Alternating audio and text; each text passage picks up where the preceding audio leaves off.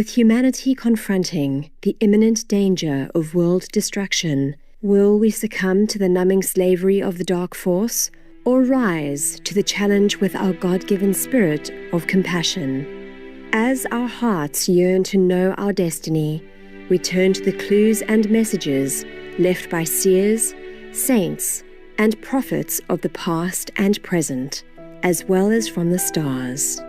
While their prophecies contain different cultural references and historical contexts, they share a common theme that when the final battle of light and darkness takes place in the end times, a powerful Savior or Messiah or Holy King will return to guide us out of calamity.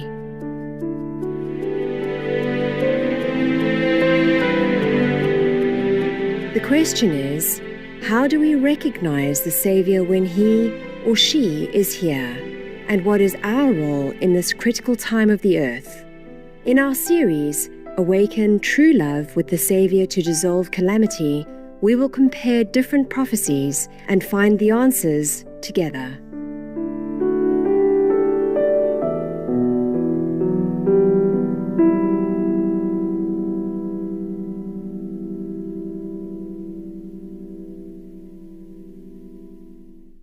Maitreya and the Christ are one and the same individual, and he worked through Jesus by overshadowing Jesus 2,000 years ago in Palestine. His consciousness entered into that of Jesus at the baptism, and from the baptism to the crucifixion, Jesus was the Christ. And that's the most usual form for the manifestation of the teacher, the avatar. Just as the Buddha before him worked through the vehicle, the Prince Gautama, from about the age of 19, manifesting himself as one of the avatars for the previous age. This time, the Christ himself, the Lord Maitreya himself, has come into the world. He appears to people in the thought form they have of the one they're awaiting. Christians are awaiting the Christ, so they see him as the Christ. Hindus await him as Krishna, they see him as their idea of Krishna. Buddhists await him as Maitreya Buddha, the world teacher.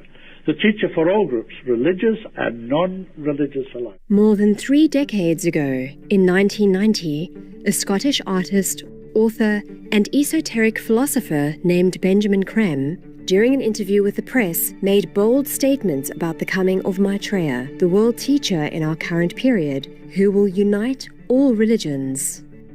Long before this interview, Mr. Creme had devoted himself to preparing the way for the most extraordinary event in history, the emergence of Maitreya, identified in the ageless wisdom teachings as the Christ, the head of the spiritual hierarchy of planet Earth, and the master of all masters.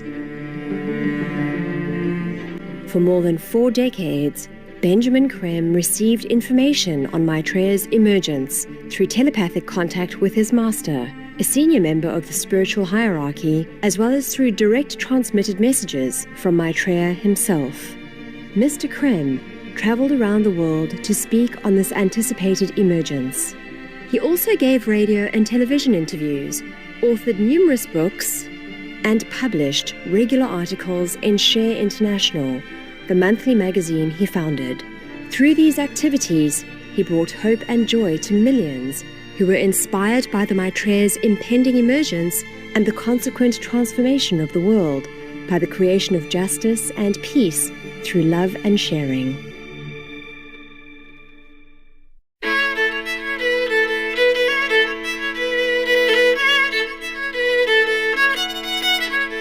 Born in Glasgow, Scotland on December 5th, 1922, Benjamin Creme was the second of 3 children of a Russian Jewish father and an Irish Roman Catholic mother. At an early age, he had the unusual ability to perceive the etheric planes of matter. Reflecting on this early childhood experience, he wrote, "As a child of 4 or 5, one of my favourite pastimes was to sit at the window and watch the wind. Not the effect of the wind on the trees or leaves, but the wind itself. I would watch the movements of the air and try to guess whether it was a north, south, east or west wind blowing. When I went to school, I learned that the air was invisible, the wind likewise, and forgot. I do not remember whether gradually or suddenly. My ability to see what, of course, was some level of the etheric planes of matter. During his teenage years, Benjamin Creme developed a deep interest in both art and esoteric philosophy. Later, he established himself as a modernist painter, and his works have been exhibited in prestigious institutions around the world, including the Carnegie International in 1952, the Institute of Contemporary Arts in 1979, the British Museum in 1990, and the Scottish National Gallery of Modern Art in 2017.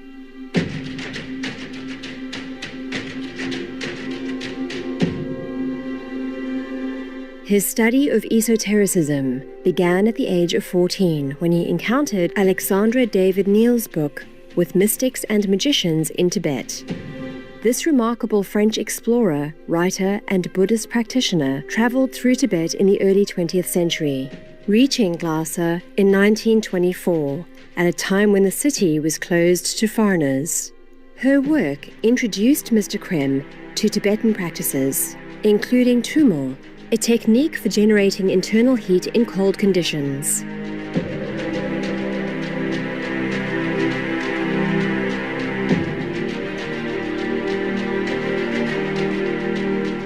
In the early 1950s, he began meditating and studying various aspects of esoteric philosophy. In particular, the ageless wisdom teachings first introduced in the late 19th century through Helena Blavatsky, vegetarian, and the Theosophical Society, which was further developed in the 20th century through Alice Bailey. He was also interested in the Agni Yoga teachings, developed between 1924 and 1939 through Helena Roerich, vegetarian. These works led Mr. Creme to believe in the existence of the Masters of Wisdom, a group of perfected individuals regarded as the custodians of the divine plan for the evolution of humanity on Earth. A turning point came in January 1959, when Benjamin Creme was contacted telepathically by one of the Masters of Wisdom. He received his first clear inside instruction, a directive to attend a specific meeting in London. This event marked the beginning of a sustained flow of telepathic communications between Creme and his own master. 3 months later, Mr. Creme had an unusual inner vision that he described in a 1998 interview. And then one night, in March 59, he said, "Now switch off the machine and kneel down." And he said, "Now our master, Maitreya himself, has something important to tell you." Then I had the most extraordinary experience of my life. Something which, it was so different from anything I'd experienced. A tremendous energy poured down through the top of my head, right through it, and I began to shake. And this energy was just filled my whole being and heart with the love of Maitreya. He's the Lord of Love. And I sort of fell in love with the world, It was everything in it. I was a total identification with everything living in the world. And at the same time, he gave me a vision of how the Masters see reality, outside time. The way the Masters see time as the never-lasting now. And they see all the past and all the future simultaneously in the now. And that's what I was given. I was in like a huge sphere of light, standing or sitting, I don't know, but I was inside it. And on what I must say was the right-hand side, there was no sides, but it felt like over there on the right, I could see in colour all the events of the past, back and back and back. And then if I kind of turn my attention here to what would be the left-hand side, I saw all the events of the future. Likewise, in colour, I could see myself, I could see thousands of people, I could see Maitreya, I could see the crowd shouting, Maitreya, Maitreya, I was talking to them, explaining, the whole thing was out, laid out before me like that, back and back, into the future like that. But all simultaneously. It's how the Masters can make predictions, because they already see it taking place. It's not a prediction. It's already happened on the higher spheres, and then gradually comes down through the planes until it precipitates onto the physical plane, if we take the action to make it precipitate. Yep. And that lasted for some time, I don't know how long.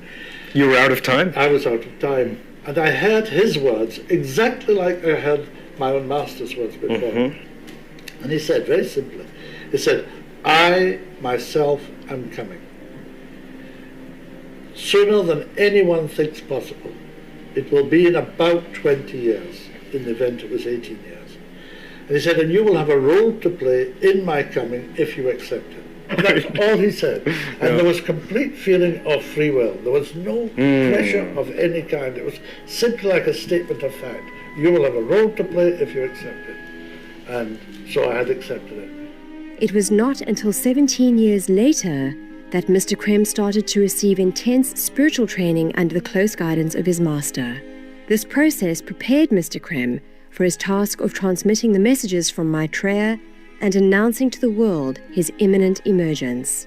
Describing the first time he transmitted a message, he wrote, On September 6, 1977, the first public message was given at friend's house, Euston Road, London, experimentally to find out how I stood up to this kind of mental overshadowing and spiritual telepathy in public, a very different thing from the privacy of one's own group. The messages are relayed by me to the audience. No trance or mediumship is involved, and the voice is mine, strengthened in power and altered in pitch by the overshadowing energy of Maitreya. They are transmitted simultaneously on all the astral and mental planes, while I supply the basic etheric physical vibration for this to take place. From these subtle levels, the messages impress the minds and hearts of countless people who are gradually made aware of the thoughts and the presence of the Christ. The following is the first message from Maitreya that Mr. Krem relayed to the audience at that time. My dear friends, it will not be long until you see my face. When that time comes, I shall take your hands in mine and lead you to Him whom we serve together. My manifestation is complete and accomplished. I am verily in the world. Soon you shall know me, perhaps follow me, and love me. My love flows ever through you all, and that love which I hold for all mankind has brought me here. My brothers and sisters, my return to the world is a signal that the new age, as you call it, has commenced. In this coming time, I shall show you beauties and wonders beyond your imaginings, but which are your birthright as sons of God. My children, my friends, I have come more quickly, perhaps, than you expected, but there is much to do, much that needs changing in the world.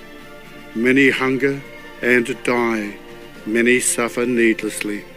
I come to change all that, to show you the way forward into a simpler, saner, happier life together.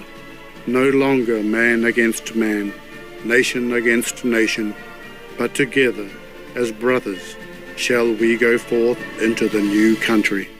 And those who are ready shall see the Father's face.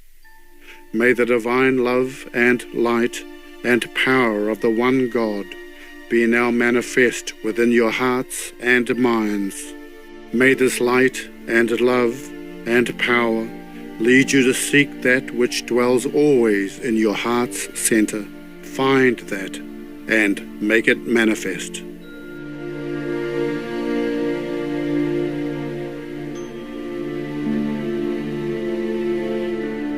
This was the first of the 140 messages that Mr. Krem received and relayed to the public in a span of 5 years.